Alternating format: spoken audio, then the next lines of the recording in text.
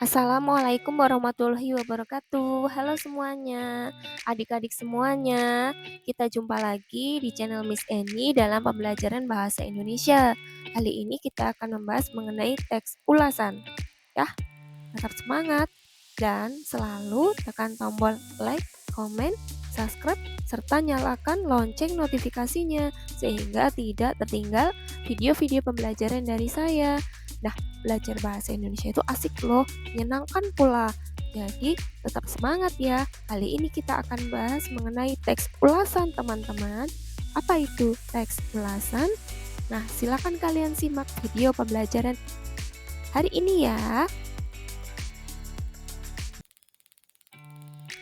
Pernahkah kalian menyaksikan sebuah pertunjukan seperti menonton teater, menonton pertunjukan wayang golek, atau menyaksikan tayangan sebuah drama di TV, lalu menyaksikan eh, sebuah tayangan animasi mungkin. Kemudian kalian memberikan komentar atau ucapan-ucapan. Nah, tayangan televisi atau sebuah drama atau pertunjukan yang paling banyak sekali ditayangkan seperti pertunjukan drama bawang merah bawang putih. Setelah itu kalian memberikan komentar terhadap pertunjukan itu. Wah, misalkan pertunjukan kemarin bagus dan keren ya. Nah, komentar-komentar berupa ucapan, lontaran, kata bagus, seru, keren, ataupun ungkapan-ungkapan setelah menyaksikan tayangan TV ataupun drama ataupun setelah membaca sebuah buku, itulah yang dinamakan bentuk sederhananya dari teks ulasan. Lalu apa definisi dari teks ulasan tersebut? Baik, inilah pengertian dari teks ulasan. Teks ulasan adalah teks yang berisi penjelasan, penafsiran, atau penilaian terhadap suatu karya seperti buku, drama, lagu, atau film. Penilaian tersebut dapat berubah kelemahan atau keunggulan suatu karya atau produk. Teks ulasan juga disebut sebagai teks resensi. Lalu, apa saja komponen-komponen dalam teks ulasan? Nah, komponen-komponen dalam teks ulasan yang pertama ada bagian identitas karya. Identitas karya memuat pihak yang terlibat dalam suatu karya. Seperti jika itu judul yang diulas adalah sebuah buku, maka bagian identitasnya adalah berupa judul buku, pengarang, penerbit, tahun terbit, dan tebal buku.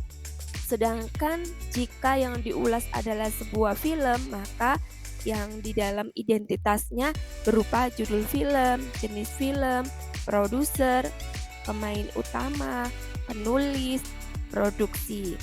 Kemudian yang berlanjut, komponen yang kedua adalah sinopsis. Sinopsis berisi gambaran singkat mengenai isi suatu karya, baik buku fiksi, film, dan drama. Sinopsis jika itu berupa buku cerita seperti cerpen ataupun novel, maka di dalamnya harus memuat unsur intrinsik dan ekstrinsik. Kemudian komponen dalam teks ulasan yang ketiga ada penilaian. Penilaian berisi pertimbangan kritis terkait kelebihan dan kelemahan kualitas suatu karya. Jadi bagian penilaian berisikan keunggulan serta kelemahan suatu karya yang sedang diulas. Kemudian yang keempat adalah bagian rekomendasi. Berisi saran pengulas atau kesimpulan mengenai kualitas suatu karya yang sedang diulas. Misalkan kalian sedang menonton pertunjukan sebuah film. Setelah menyaksikan, kalian akan menceritakan kisah tersebut kepada orang lain. Film yang berjudul Kisah Cinta yang Unik dan Lucu sangat mengesankan. Di dalamnya banyak sekali petuah-petuah atau nasihat-nasihat yang dapat kita petik karena menceritakan mengenai keluarga. Nah, film ini cocok untuk disaksikan oleh keluarga, ditonton bersama keluarga. Itu ya. Nah, itu contoh dari rekomendasi. Nah, berikut tujuan dari teks ulasan. Disimak ya. Yang pertama, menunjukkan pandangan atau penilaian penulis terhadap suatu karya.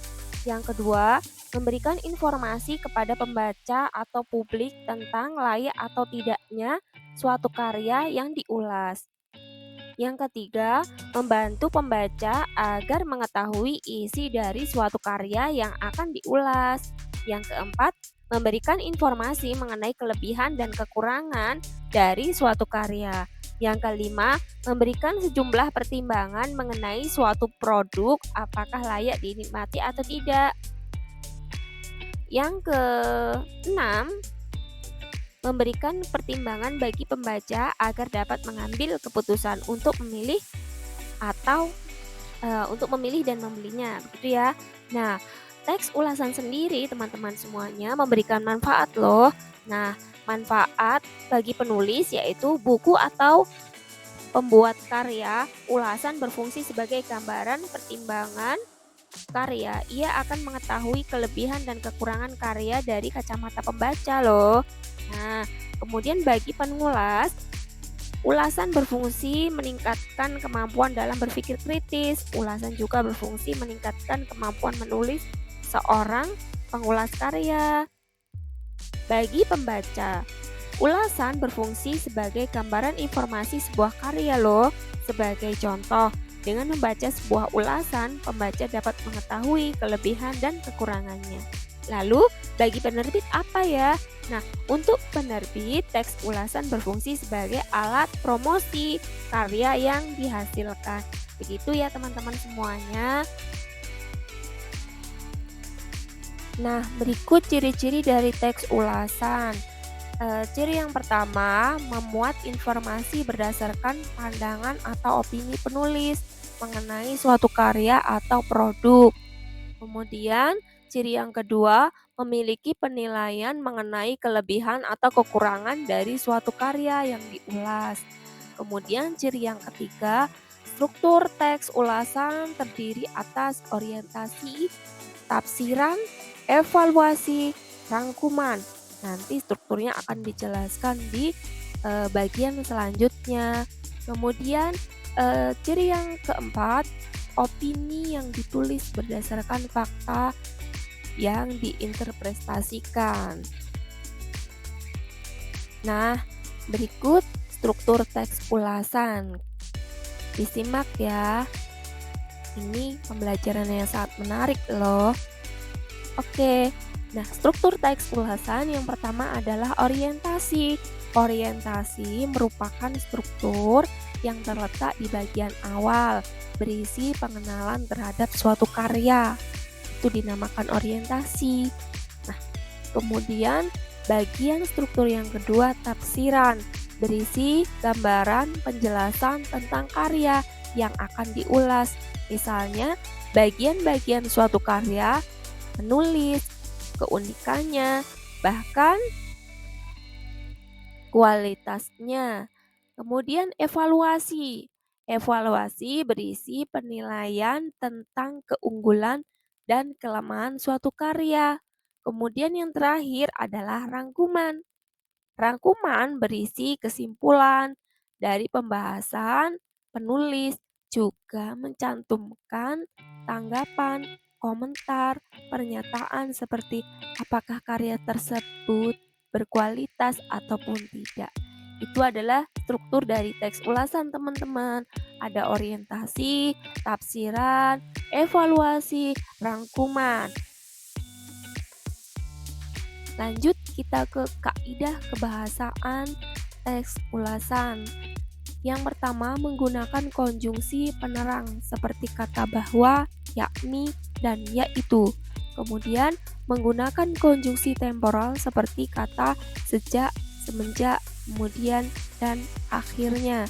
Kemudian menggunakan konjungsi penyebab seperti sebab, karena, oleh karena. Dan yang terakhir, menggunakan pernyataan berupa saran ataupun rekomendasi, ditandai dengan kata jangan, harus, hendaknya, dan sebaiknya. Nah, berikut ada contoh teks ulasan sebuah buku.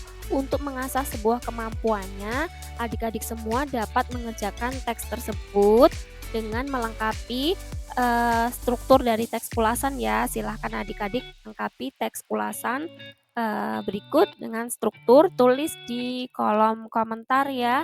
Kemudian sertakan keunggulan serta kelemahan dari teks ulasan yang ada di contoh ini. Kemudian adik-adik semua, jangan lupa selalu tekan tombol like, komen, dan subscribe ya. Dan nyalakan lonceng notifikasinya, sehingga tidak tertinggal video-video pembelajaran dari saya. Cukup sekian pembelajaran hari ini. Saya akhiri. Wassalamualaikum warahmatullahi wabarakatuh.